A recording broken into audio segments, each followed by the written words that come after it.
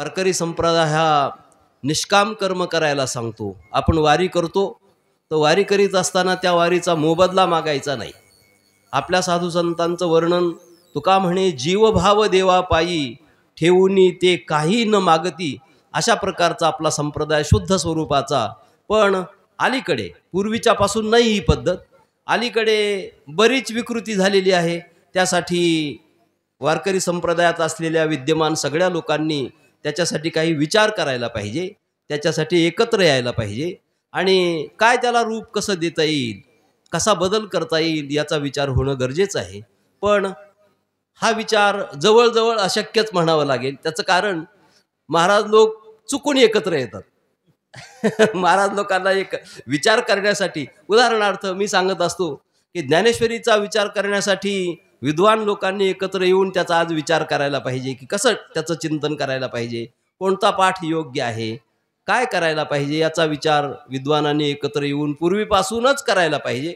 आपल्याला आश्चर्य वाटेल, तुलसीदासांनी मोठे संत होऊन गेले उत्तर प्रदेशात. रामचरितमानस नावाचा ग्रंथ त्यांनी लिहिला तर 2 वर्षापर्यंत 200 विद्वान त्याच्या पाठभेदाबद्दल विचार करीत होते. आपल्याकडे 4-2 लोकसुद्धा एकत्र येऊन विचार करायला तयार नाहीत. ही दुर्दैवाची गोष्ट आहे. तर आपल्या संप्रदायाचं शुद्ध स्वरूप, आपला ज्ञानेश्वरीचा पाठ, गाथेचा पाठ, वारकरी संप्रदायाचे नियम याचा चांगल्या रीतीने सज्जनांनी येऊन विचार करावा आणि त्याचा सगळ्या आबालवृद्धापर्यंत त्याचा खरा फायदा समाजाला व्हावा, याच्यासाठी विचार करण्याची गरज आहे. ही बोलण्याची वेळ नाही आहे मला माहिती आहे, पण तरीसुद्धा काय बोलायचं, तर चांगलं काही समाजात घडावं, खरोखरीच समाजाचं हित व्हावं. नाही तर काय होतं, आपण ऐकतो सगळ्यांना पाठ आहे की तुका म्हणे देती घेती आणि ते दोघेही नरका जाती, अशा प्रकारचे अभंग आपण ऐकतो आणि त्या अभंगांच्याकडे अगदी सोयीस्कररित्या दुर्लक्ष करतो. तर त्याचा विचार होण्याची गरज आहे.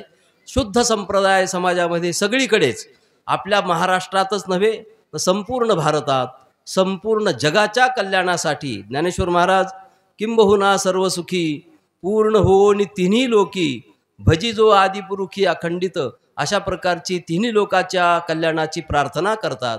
तर आपणही त्यांचे पायिक असल्या कारणाने त्या सज्जन असलेल्या महात्म्यांच्या शब्दांचा, त्यांच्या नियमावलीचा विचार करून समाजाच्या हितासाठी, आपल्याही कल्याणासाठी याचा विचार करायला पाहिजे, एवढी अपेक्षा व्यक्त करतो. आणि आपला चालत आलेला हा अखंड नाम महोत्सव याच्यासाठी हार्दिक अशा प्रकारच्या शुभकामना व्यक्त करतो आणि 2 शब्द पूर्ण करतो.